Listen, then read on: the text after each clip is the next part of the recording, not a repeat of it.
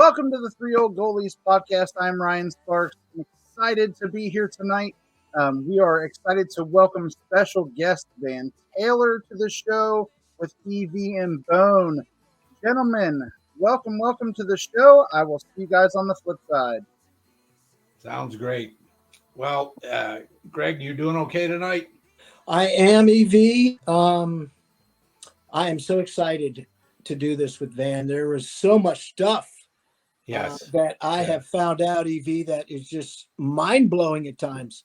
I will tell you, the word legend is sometimes thrown around too easily, but in Van Taylor's case, it can't be stressed enough. The man is a goalkeeping legend, and I got to thank Ralph Lundy for when Ralph was communicating with us with about going up to Warren Wilson for Hank's thing. He's like, "Have you guys had Van Taylor on yet?" And suddenly a light bulb went off in my head. He said, "You really should have Van on there because he's a goalkeeping pioneer legend." And I said, "Yes, you are 100% correct, and we're going to do that." And we're thrilled to have Van Taylor with us, who has, if you're a goalkeeper and you're of our era, Greg, and this was a guy that everybody looked up to, and particularly me. And I'll tell a little story about that at the end of the show. But we're thrilled to have him with us, and we're thankful that he was willing to stay up late at night to join Three Old Goalies Late Night, which is our latest broadcast ever. So, but Van, thanks very much for taking the time to be with us. It truly is an honor and a pleasure to have you on. Well, I appreciate the opportunity. Let me take the time to also congratulate you. I know you wouldn't mention it on your own show, but on being inducted into your College Hall of Fame at Warren Wilson. So well deserved, and congratulations on it. Thanks very much. It was good fun. It was actually, it worked out. Some things just fall into place, and to have to have Hank's naming ceremony and to go in at the same time as Roland, it was a lot of fun. Thanks. Well, it was 50 years ago. I'm thinking back of those indoor soccer tournaments we used to have at Warren Wilson. Yeah. Sleeping on the floor and playing at 1 in the morning and 2 in the morning and having to get up and play early again. But great memories. Yeah. Well, usually what we do with the podcast, man, is we sort of turn it over to Greg, who does we like to call him the Mike Wallace of soccer, and he does sort of the background of the interview and everything. And I'll jump in with little snippets, or if something comes up that I have a question about, I'll jump in. But Greg is generally the interviewer, and without further ado, we'll get going. Greg, I'll turn it over to you. All right, thank you. All right, Van. So I usually dig into the people's past, which is always some good stories. So, hopefully you are going to share some of these incredible stories that I find fascinating and definitely want to hear more of. So, well, the ones I can share, I'll do that. Yeah. So, just a little shout out first to the squad. EV. Oh yes. Yep. So, Pat Johnson, I hope you are going to be happy with this new stuff that you're going to hear and see. So, again, the squad with a W. That's SQWAD. Because everybody loves a W. And off we go. All right. So, Van, tell me how you were born in Portsmouth, Ohio. How did you end up in New Jersey? My dad was in the moving industry. He was vice president for Global Van Lines for 35 years. And so he was transferred to New York City. And so we moved to North New Jersey, a small town called North Caldwell, about 12 miles outside of Manhattan. A little bit about North Caldwell, three trivia. The Unabomber, one of those explosions took place in North Caldwell. Okay. The Sopranos, the producer is from our high school, West Essex High School, and it was broadcast and filmed in North Caldwell. And if you know the name Joe Piscopo of Saturday Night Live, Joe was one of my teammates on our high school soccer team. And was so he really? Wow. He's a couple years older than I. Yeah. That's cool. Whoa, That's cool. That is really cool. All right. So you mentioned West Essex High School in New Jersey. There you were a parade All-American. And Evie is funny. Do you even remember the Parade All-Americans? Because now, it's sponsored by somebody else and you really don't Oh yeah, really, absolutely. it was incredible. If you made that, you were like, whoa, the man. Yeah, you were top man. Yeah. So you won a state championship there. I believe your senior year. Is that? Yep. Yeah. You beat a big town rival, Kearney High School. And if our listeners don't know, Kearney High School it was, I don't know if it still is, a hotbed of producing talent that a lot of players went on to be very successful. I think two that come to my mind would be obviously John Harks and I think Tony Miola. You ended up beating Hale Township for the state championship. What do you remember from that journey, starting the season to the end? Well, first of all, our legendary coach, and he's passed away, was Ralph Dugan. And Ralph was from Harrison, New Jersey, which is the big rival with Kearney. And that year we beat, in the semifinals, Kearney, and they had a player, and you'll know the name, Santiago Formosa, who went on to play for the New York Cosmos. And we beat them on a late goal. And then we went into the final and beat Hal Township, and Hal had a couple really good players. I remember that day because it was the day after Thanksgiving on that Friday, and it was bone cold. And, and playing in the sticks with that freezing cold was tough. But we won that game 1-0. And you talk about the Parade magazine. We had a player, Mike Giapapa. And there's an award in New Jersey called the Freddie Cognitz Award. It's kind of like the Heisman Trophy. It's the best high school soccer player of all divisions.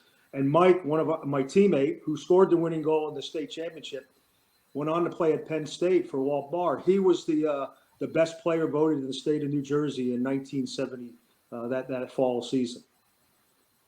Wow. Whoa. Okay. So this is a funny story that people don't understand. You quote unquote ended up at Erskine, but that was not your first choice. So who actually was doing some of the recruiting, to you back then? And we'll get into the, where you really wanted to go. But I want to know, like, who was knocking on your door to, recruit you at that time? Well, at that time, Clemson was really not that well known as far as soccer, and they were getting into the upper levels. But I ended up deciding to go to Davis and Elkins to play for Greg Myers. The summer, I was in Germany, and my youth coach, Manfred Schelscheid, and we'll talk a lot about Manny in a bit, I'm sure, took us to Germany for a month. While I was over there, my dad said, hey, Greg is leaving Davis and Elkins to go to FIU, which at that time was one of the only finishing 2-year schools. You have the 2-year junior, right, 2-year finishing. And he just said, hey, I'm leaving. I suggest there's a school called Erskine. And Darryl Saunders was leaving AB. Alderson brought us to take over that job. Well, my dad goes down there, looks at the school. He said, oh, man, you're going to love it. So we get there, and I'm there 3 days, and I call my dad. I said, Dad, there is no way I can stay in Due West, South Carolina for 4 years. And he said, Van, you cannot make that decision after 3 days. And I said, Dad, I could have made that after 3 hours. And he said, you give it a semester, you come home from Christmas, we'll talk about it. And I never looked back. I had 4 great years there. We went to the national tournament 4 years in a row. We finished 4th twice in the nation, had great teams, and got a great education, met my wife there, another bonus along the way. And I'm real grateful for that opportunity.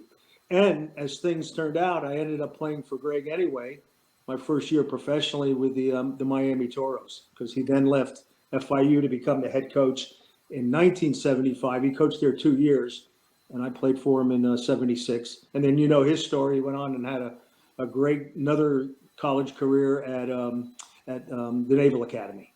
Right.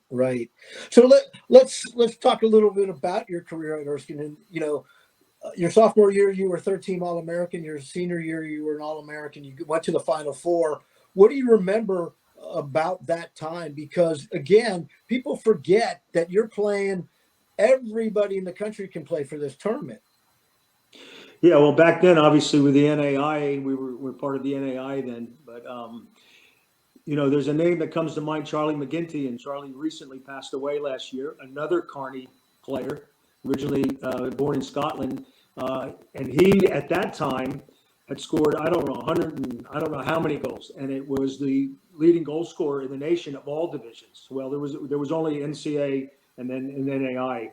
I think the Division II came in around 1980, and obviously later Division III. But Charlie was a phenomenal player, and played at Miami-Dade. And my freshman year, he was a senior. And we had other great players. Bert Passos, a Brazilian kid, had a mix between Americans and internationals on the team. Darryl did a good job of, combining that. And but we had a great mix. Ali Rajaman was a player from Iran. He was a very good player for us. We had some very good players.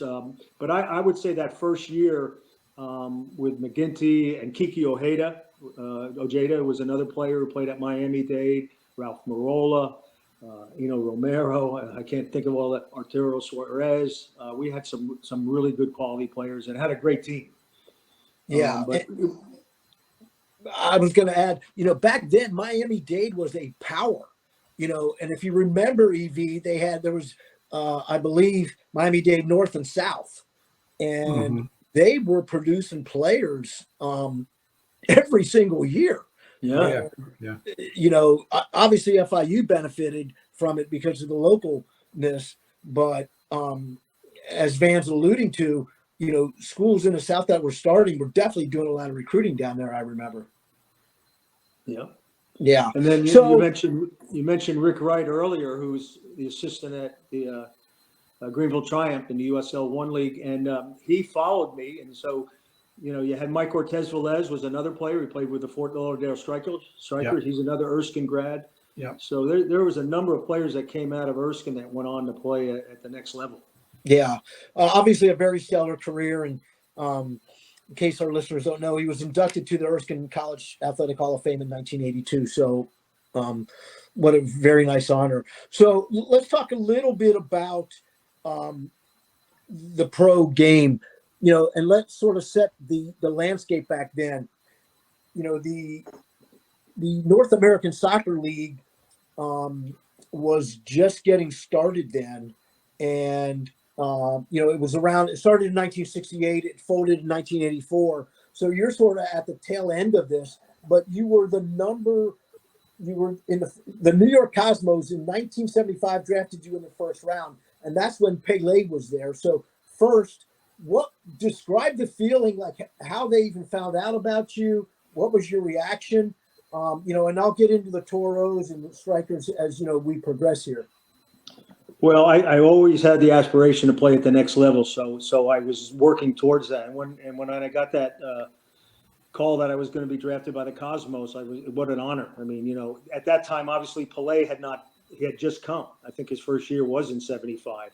Right. And so I was there for a short period of time, just weeks before I got moved to Miami, and then really began my career there. And in the first year in Miami, it was a mixed. Bill Nuttall, and we all know Bill, and a good friend and teammate. And we just, he was the first keeper, having come off the year before, and we kind of switched around, and I played a little bit, he played a little bit, but it was a great opportunity first year to at least get some playing time. I played in, probably half the games that first year. And then playing against Pele in Yankee Stadium. Yeah, you're getting ahead of us, but that's all right. So let's talk about first, why did you get traded? What did they tell you? I mean, first, you got to feel like you're, it's just an incredible feeling. You get drafted by the Cosmos, and then, boom, you're traded. So how did that transpire? I look back on that. I really didn't perform that well in the training sessions. We get up there, and it was, I know I was up there for about a week, and it just rained every day, and it wasn't the best for me, and I didn't perform very well.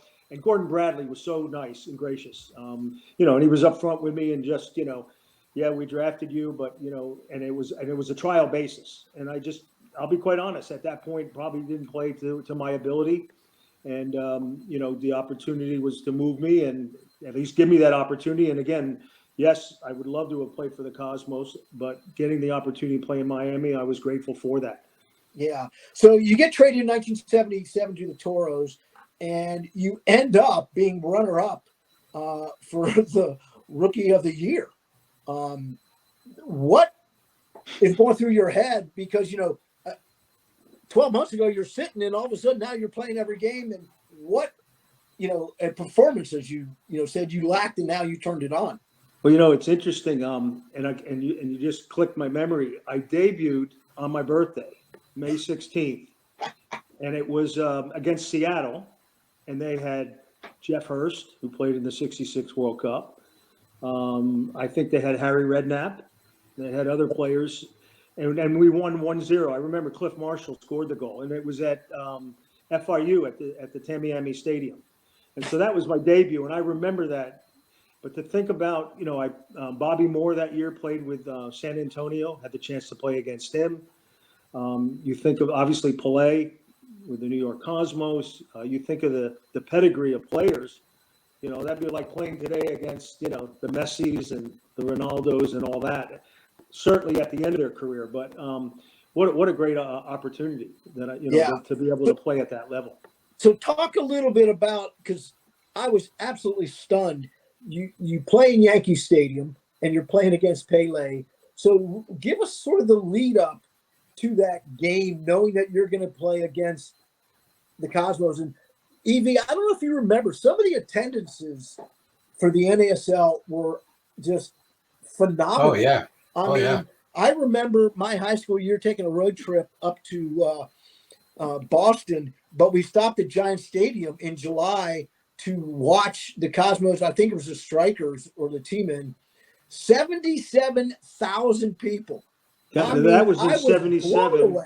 Yeah, and that was the year after this game you're talking about. And I was on the bench that day. Gordon Banks was in goal. It was a playoff game, and at that time was the largest crowd in U.S. It was 77 or 8,000. We got hammered that day, but I remember that very distinctly because I walked from the tunnel into the stadium, and it was electric. I mean, that was Giant Stadium. Yeah. Right. What we're talking about earlier, that game was played in Yankee Right. Stadium. So what was your feeling? Because you're dealing with, the obviously dirt and grass because it's a baseball stadium. So again, knowing the site that you got to get ready for that and this Pele, share with us what is going through your head. Well, with a lot of excitement, just the opportunity to be able to play, against which is regarded as, the greatest player to play. Certainly at that time. I know today people would have different opinions about, the more contemporary players. But I remember distinctly early in the match, I came out on a one-on-one with Chinalia. And back then, sometimes they wore shin guards, sometimes they didn't. And I not purposefully, but I caught him with my cleat and they put him to the sideline and they were stitching up his, I'm saying to myself, I wasn't trying to hurt him, but I was kind of glad he was, out of the match for a while. He came back to score a couple goals, and obviously, and I know you'll get to the bicycle kick because everybody always remembers that one. I'll let you get into that. Yeah, I knew you would remind me of that. A funny story about that. Fast forward, that's '76, and it's 1990. So 14 years, whatever later, Pele is unveiling a product line with Umbro, and we're at the U.S. The coaches convention, and I'm there with Tom Mulroy, who played in that game also, my teammate, and they're showing that bicycle kick, and that was the first time I saw it. I kiddingly said to Tom, "Yeah, obviously I didn't see it on the day either," but when I saw the video, Tommy pulls out of the tackle. I mean, he could have stayed in there and took one for the team. And I shouldn't have said it because if you know Tommy Mulroy, he's really quick with it. He says, well, I pulled out because I heard the goalkeeper say I got it. But no, it was a great opportunity to play in that game. Fantastic. Yeah. Yeah, the story on that, Myers used to tell us the story at camps when I was doing camps. And I guess he had told Tommy before the match, you got the big guy, you got Pele. You go everywhere he goes. Right, we're marking him, tight as we're going to play 10v10 basically. Try to play 10v10, but I had not heard this story about. Oh, I thought they had called it. That's good. Tommy has Pele's jersey, from the game. Yeah, and he's got it, hermetically sealed in a and for a keepsake, got it signed and everything. Yeah, that's a great memorabilia for sure. Yeah. So 77, you're with the Strikers. Again, how do you end up there?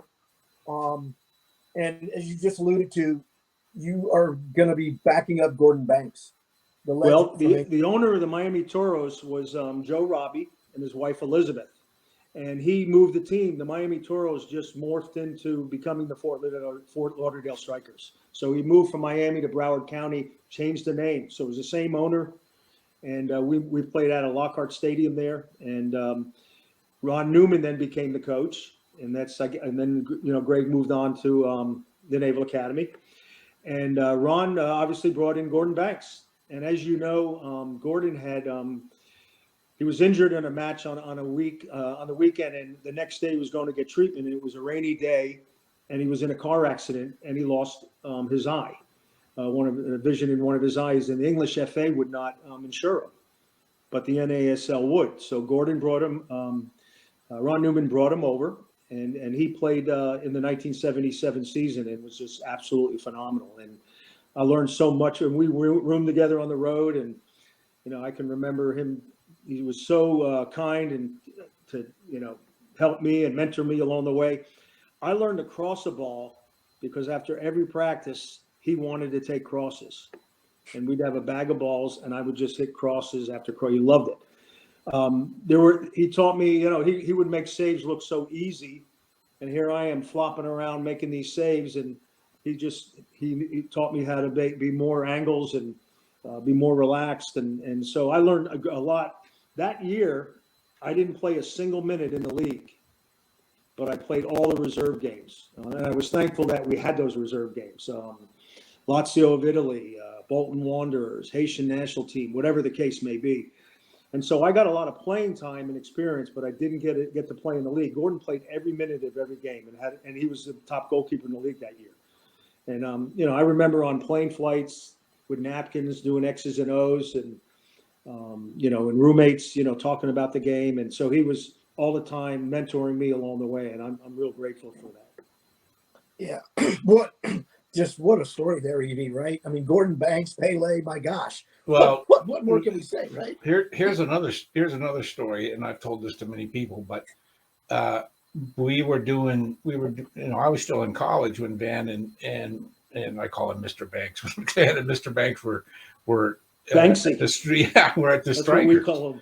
Yeah, and so we're down in St. Andrews, Florida, doing a camp, and Hank comes in and says, "Hey, Van's arranged for you to go train with them and play in a reserve game." And so I'm like, really? Here's goofy, tall idiot from New Hampshire. He's on the camp circuit. And the next thing I know, I'm down there training with Van and Gordon Banks, and I get to play in a reserve game, and Gordon was playing in midfield. And and I've said this many times, it was like training with God, if you were a goalkeeper. It was the highlight of my soccer career by far. And you gotta remember, he was I'm gonna say 38 at the time. Yes. I'm Yes. 23, 24 years old. He's 38. We would run in the preseason from one pier to the other, in Fort Lauderdale on the beach, and he was as fitter than anybody on the team. I mean, he was very, very fit, looked after himself. And even with that handicap with one eye, he had a phenomenal season, phenomenal year. Amazing. That is. People forget that Joe Robbie Stadium now is the Hard Rock Casino. Joe Robbie had a stadium named after him, and now it's called the Hard Rock Casino. So interesting how things come around. So what happens in 78 though? Because you go from the backup to a new league, the American Soccer League. You end up with the New York Eagles.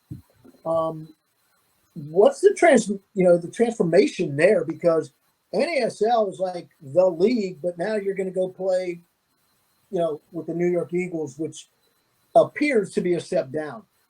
That probably was the most interesting season. the following year, I moved to Columbus with the Columbus Magic and played 2 years there, 79 and 8 in the ASL. We were in the ASL final that one year. We played Sacramento Gold and we lost there. But the New York Eagles was probably my most interesting season of playing. Our coach that year was Dragan Shekalatis. Shecky played for Belgrade Red Star and probably is the most famous player to come out of there, and just phenomenal. It was owned by I'm going to say Serbian, maybe even Albanian ownership then, and we played out of Mount Vernon Stadium. Tommy Mulroy was on that team with us.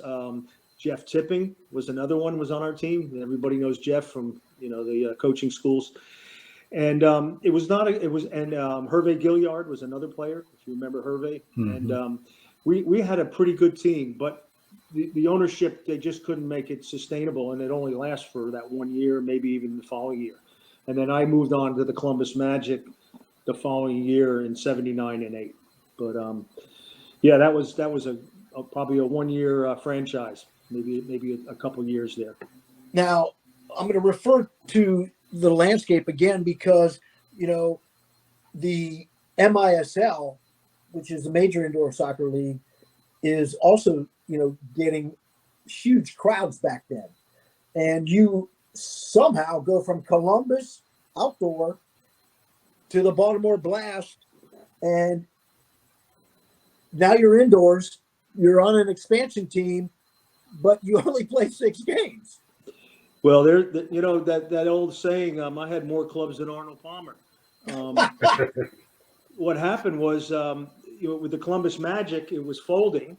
It was owned by Ted Celeste, who was lieutenant governor of the state of Ohio, and I believe his brother. We played out of Franklin County Stadium, which is the Clippers played there, which was the Yankees AAA farm team.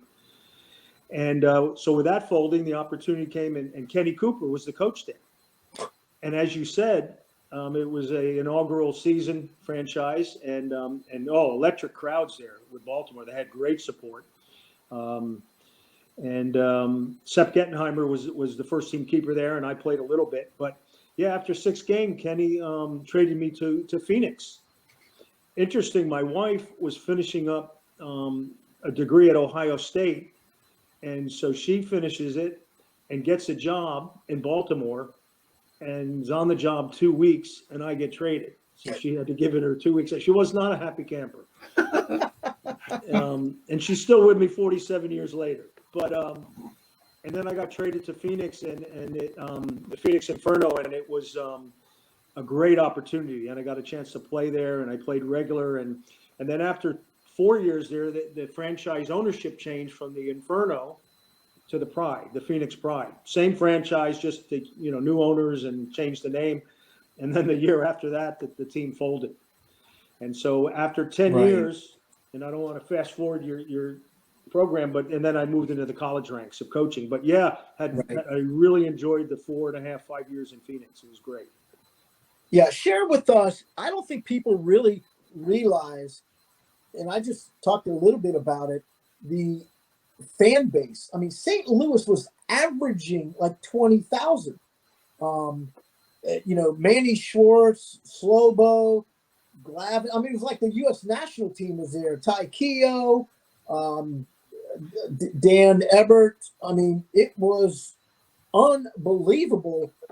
What was your experience? Steve was another one. Because they're right on top of you now, and there's music playing and things like that. Yeah, and they're getting paid pretty good money, And the Steamers are out. The Steamers are outdrawing the Blues on a regular basis.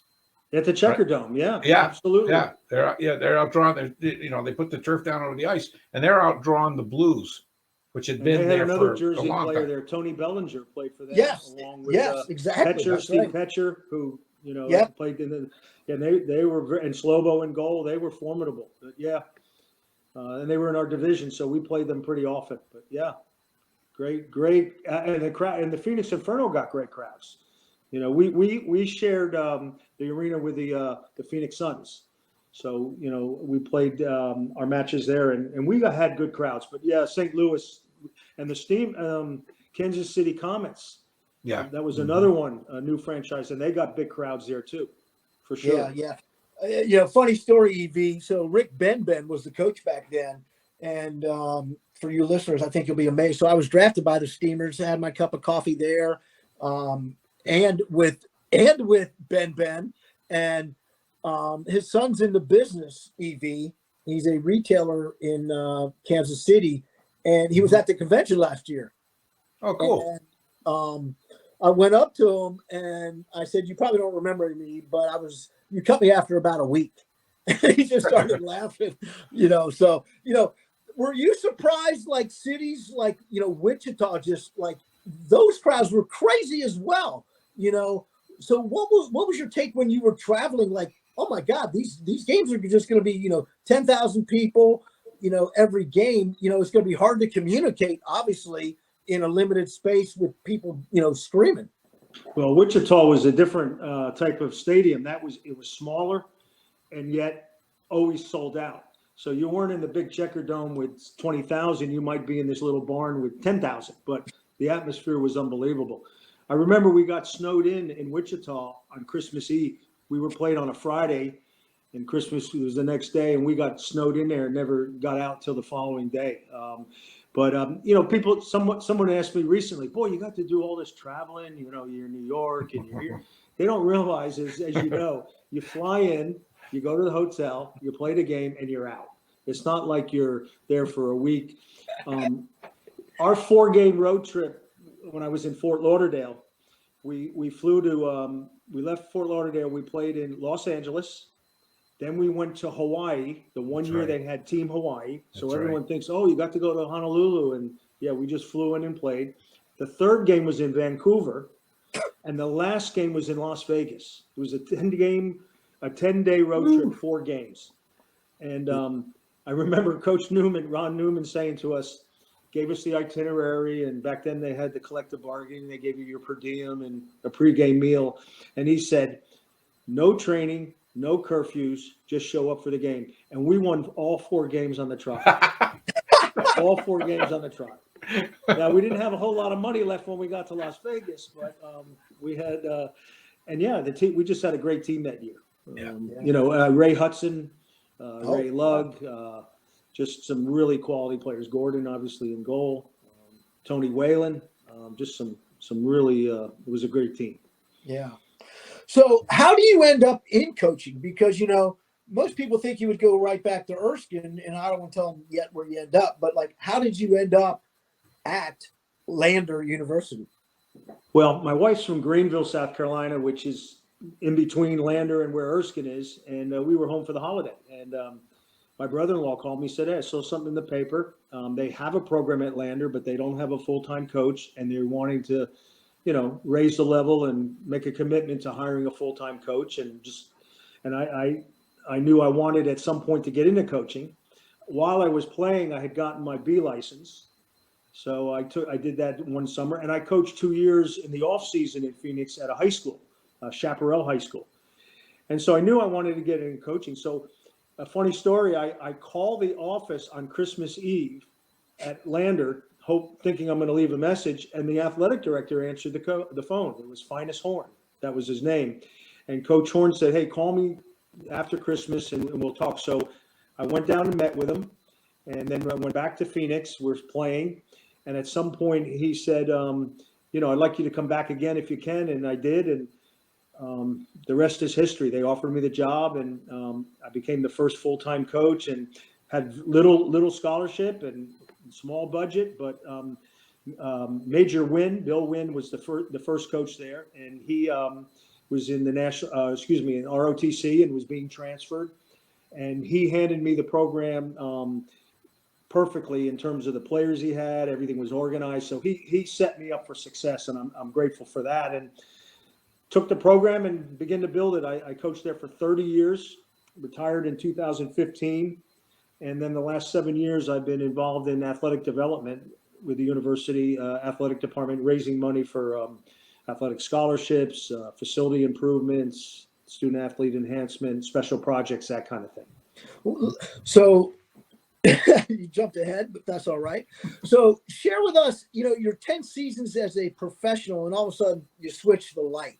Was that a hard adjustment going to, a program that was, limited in the funding? Now, EV, we have, a lot of people on this show, but, you mentioned 30 years, 390 wins. Yeah. Unbelievable. Unbelievable. So share with us that transition because, 1 year you're playing, next year you're not. What was that like? Well, as I said, I took the coaching schools. I went and got the B license, and then I did get the A license. So I knew I wanted to get into coaching. I had an opportunity actually to get into coaching, to be a goalkeeper coach, and I did not want to get pegged to be just a goalkeeper. I wanted to be a coach. And so I got into coaching, and I really, be honest with you, I put goalkeeping to the side. I don't want to get ahead, but I'm back to my first love again. But what happened was I just focused on the coaching aspect first, not just goalkeeping. And we just had, my first year I brought 5 players out from Phoenix because I was out there from Chaparral and some from the other schools. And we had a great first year. We went to the finals. We lost, but lost to Erskine actually in the final that year in '85, and then just begin to build it. And then, as you know, players recruit for you. I had a player from Trinidad, and they recruited another player, and we had 2 players that played in the World Cup qualifier when the U.S. I think it was Caligari scored the goal in Trinidad. Yes. It was the last game of qualification. Trinidad only had to tie to qualify for the 90 World Cup. I had 2 players, Maurice Allaby, one of them, who left the team and flew back home to Trinidad and played in that game. Wow. So we had some quality players from that era. And then, that pipeline dried up. And the next thing you know, I had a few players from Scandinavia, ended up having 4 or 5 from Finland. And once again, they recruited.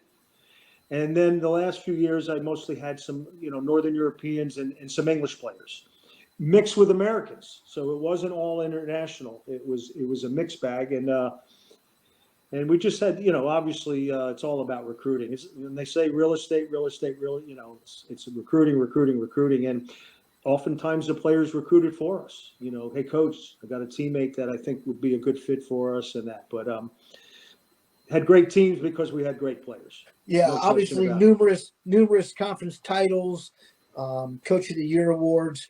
I want to know, in that era, because you coached in the NAIA, and then Lander also now is in Division II, and you were part of that transition. What was the recruiting like? Was it that much different, or a lot of people always compare NAIA to Division II. Because of the internationals, and we could go into it later. Obviously, internationals are a big part of the collegiate, I think, soccer landscape right now, which is another show. But I want to hear, that transition, because your last year in the NAIA, and I'll let you go into it. You have a fantastic year. We really did. We in fact, that year, Lynn University hosted it. So they were already in it. But we had to get through the area final after winning the district to go to the Nationals. And we beat Lynn. Well, it was at College of Boca Raton at that time. It changed the name later. And we won 2-0 with that team I'm talking about, with Noel Laguiste up top and Maurice Allaby. And we had Tad Menser from Arizona, and it was a Louis Smotherman, who now is the director of coaching at the Baton Rouge Soccer Club, and Louis was from Phoenix also. So we had a really quality team. And so the following year, as we transitioned from NAI to Division II, and then obviously going into the NCAA clearinghouse at that point, rules change, the age limitation and that. So yes, things changed a little bit. It became a little bit more difficult. But we were able to continue to recruit, players that were committed to getting their education, quality athletes, good people, and we just kept it going. Now, we had the following year an interesting story. We started off the season 10-0, and this one player I had, and I won't mention his name, and it wasn't done purposefully, But he came to my office and he said, "Hey, I got to tell you, I was a former pro player. He played for FC Kaiserslautern in the first team." Ooh. And so we did a self-report, and we forfeited all the games. And the NCAA, the only sanction they gave us was that the forfeits, no other penalties, reduction of scholarship, because this particular person took responsibility. That was hard on the team, the players, but we got right back onto it the next year and kept building, and the program continued to grow and since then the current coach Lee Squires, who took over after me, has done a fantastic job. In fact, this Sunday they're going to be playing in the Peach Belt Conference Final, and if they win with the automatic qualifier, they'll go to the NCAA tournament. And he's had a great year. So I'm curious, were you on the committee to help find a new coach?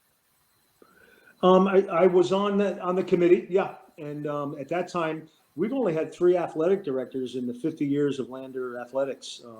Finus Horn, and then Jeff May, and he retired, and now Brian Reese. So Jeff May was the AD at that time, and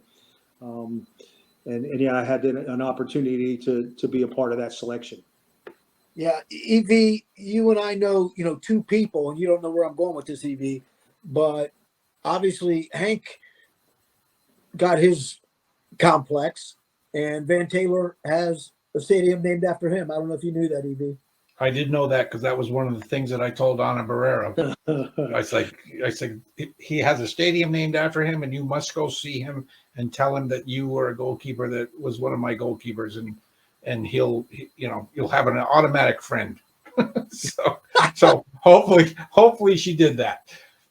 Yeah, well, that's good.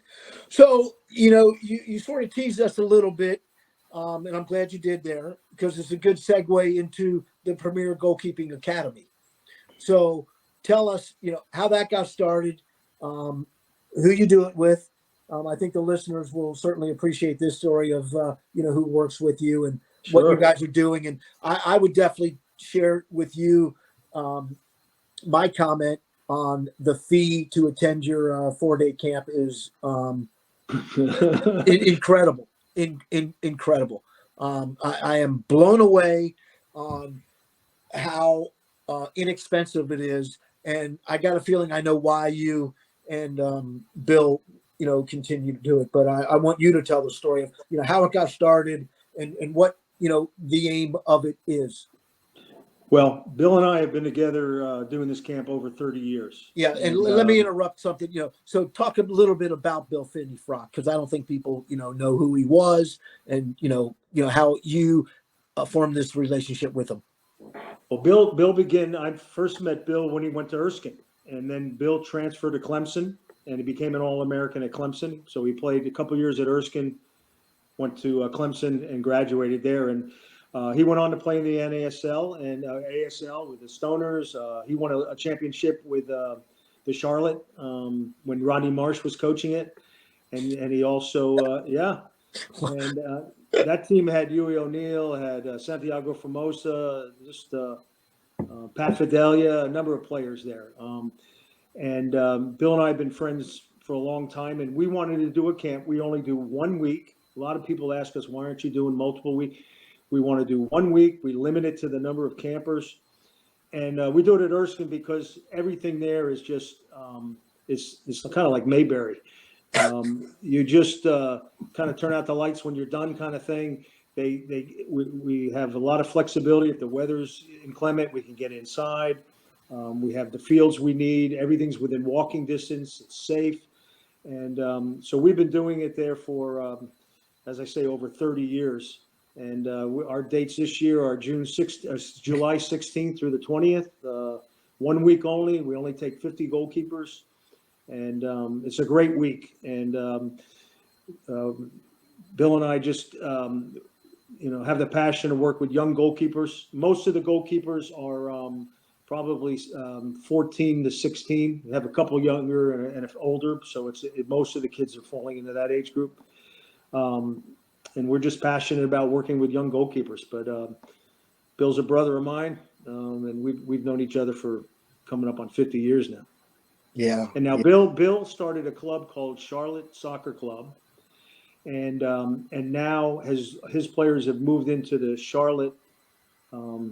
Excuse me, he was with the Charlotte United, and his players and the club moved in with Charlotte Soccer Club. And so this was maybe 3-4 years ago. So he's kind of gotten out of the directorship. He's working primarily with goalkeeping.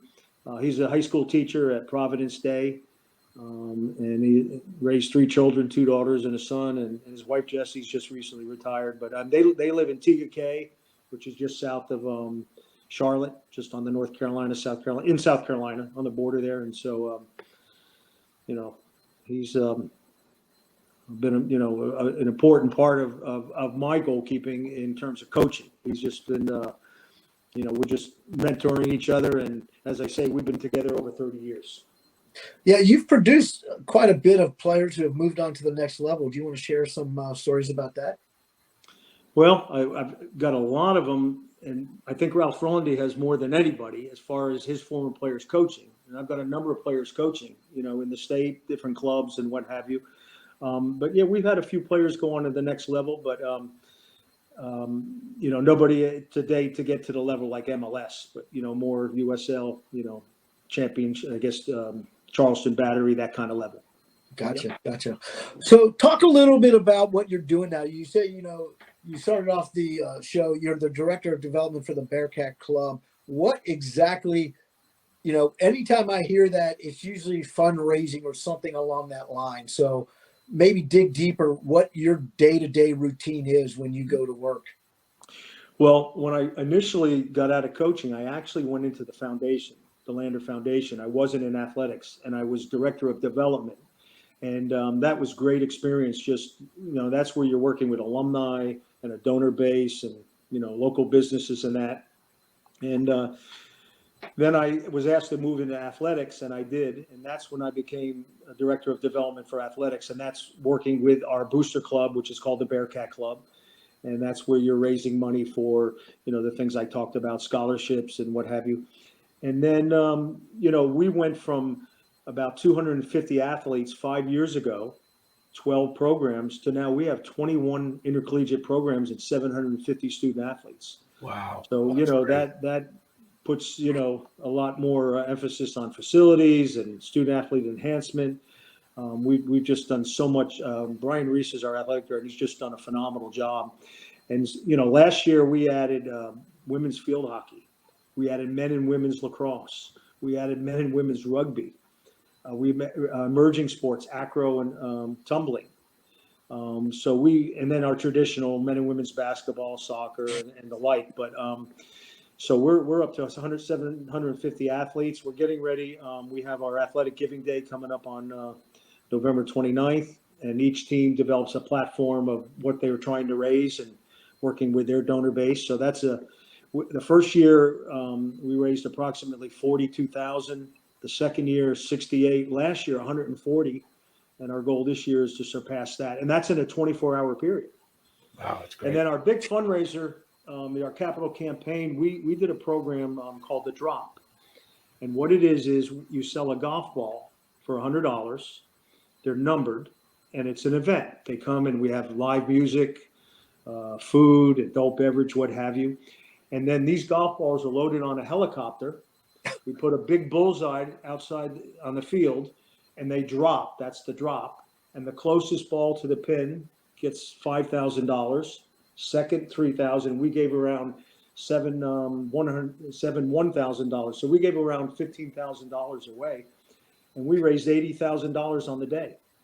That's great. So then COVID came, and we had to put that off to the side, and we haven't done that for the last couple of years. So we're looking at considering doing that or a different type of fundraiser next spring. But so those are the kinds of initiatives I'm involved in. And right now, we've got some plans to try to raise some money for turfing our fields because of these sports like field hockey and rugby, and they can put a beating on turf, on grass fields and what have you. So it's an exciting time. Our university 7 years ago went from about 2,700. We're now at 4,150 students with a goal of getting the 5,000, and with a lot of decline in enrollment at other institutions, we're going the other way. And We're just a lot of neat things are happening at the university. So it's an exciting time. Yeah. It's amazing staggering to hear some of the numbers you just revealed to us. So, wow. Evie, I'm going to give it back to you. Okay, well, right as I said, I would tell a little story at the end, and this is sort of my Van Taylor story. But in 1973, I guess, or no, maybe it was the spring of '74. Hank was already at Warren Wilson, and they were already doing the indoor tournament. And I was up at Bridgeton Academy up in Maine getting another year of soccer because I didn't start playing soccer until I was a sophomore in high school. So I needed more work, right? And so, Hank says, well, we'll put together a team. You come down, you play on the team. It's a bunch of recruits, and, we'll put you in the tournament and see how you do. So great. My dad's a pilot. I can fly for free, so no problem. So I go into the gym where all three of us have been more times than we want to admit. And I open the door and I look down at the far end of the gym, and there's this goalkeeper who is phenomenal. Okay. And Bone, if you've heard my story that, I don't think back then there were many goalkeeper coaches around, and there certainly weren't any in New Hampshire. So anything that I learned was, from going to the library and getting books by Bob Wilson on how to be a goalkeeper. And my dad would take me occasionally down to Mexico City to watch pro games, and I'd go watch and go back home to Exeter, New Hampshire, and try to do the same thing. And I walk into the gym and Van's warming up, and I look down there and I think, that guy is as good as any of the pros I've seen in Mexico. I want to be a goalkeeper like that guy. I remember saying that to myself. And since then, and then, playing in 4 years at Warren Wilson, had a great time. Still kind of self-taught because back then, again, there weren't that many goalkeeper coaches around.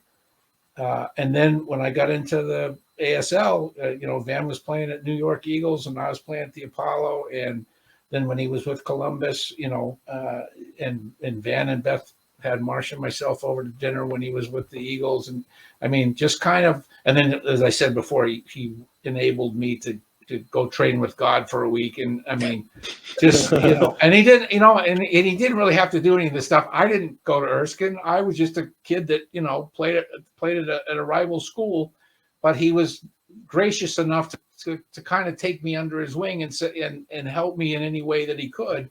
And I've never forgotten that. And I've always, I've always tried to do the same thing for aspiring young goalkeepers because, it's the old Hank story, go help some kid that, I went, when I finished playing, I said, Hank, what can I do to repay you? He says, teach some other kid, take a kid under your wing and teach him. Van did that for me. And I've kind of taken that example and tried to do it through my career of coaching. And the guy is just, as I said when we started, it's easy to throw the word legend around describing people, but truly, he's not only a legendary goalkeeper, he's a legendary coach, and more importantly, he's a legendary person in my book. And I am forever grateful for having the opportunity, that God put our paths, next to each other or crossing so that I got to spend some time with him, although, far too short. But believe me, Van, the time that I spent with you, I was watching everything you did and trying to emulate it, and never could quite get there, but it was worth the journey. So thank you for that. Well, thank you for the kind words, and that's why we're part of the Goalkeeper Union. That's right. That's right. So okay. Well, ladies and gentlemen, this has been 3 Old Goalies late night with the legendary Van Taylor and Bone. There's not much else to say. Again, Van, thank you very much for taking the time to join us. Please give my best to Beth, and please tell Anna I'm sorry she broke her ankle, but that happens sometimes, and give her my best as well. Well, thank you guys for the opportunity. It's been a blast. I've enjoyed the chance to visit with you tonight. Yeah, I hope I hit a lot of the highlights that you wanted to discuss. I thought the stories were remarkable, and I really enjoyed listening, especially to the Pele stories and back then in that era, because, that's where, a lot of people don't remember, the history of the game at that time. Well, again, it was a privilege to be able to play in the North American Soccer League and play at that level. And, I think you think about all the coaches I had, Greg Myers, Ron Newman in Fort Lauderdale, Dragon Shekelatis in New York. We had Paul Taylor and Keith Peacock, who is still in the game. Keith is with Charlton Athletic. He morphed into, I think, maybe like a general manager position, and he's still with the club today. And then you look at Kenny Cooper with Baltimore, and I had Tony Simoes, who played with Benfica, played in the '66 World Cup for Portugal. He coached me out in Phoenix. So I had some great coaches, and I took a little bit, as we all do, from all the coaches we had, including my college coach, including my high school coach. And you just get those little pieces, and I'm forever grateful. And soccer really teaches you life lessons, and it's helped me in administration. It's helped me in coaching, and all about leadership and decision making and all that. So I'm grateful for that opportunity to have played, at that level and for that long. I'm real thankful for it. Yeah, well, thank you for sharing the stories, and next time you see Bill, give Bill my best. I haven't seen Bill, well, because of COVID and stuff. We haven't seen each other at the convention. I usually see him at the conventions, but please give him my best. I'll do it. So I'll do it. I'll talk to him this week. All right, great.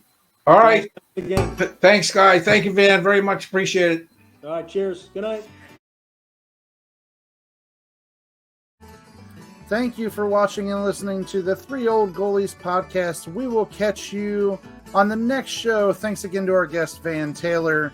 I'm Ryan Sparks. We will see you next time.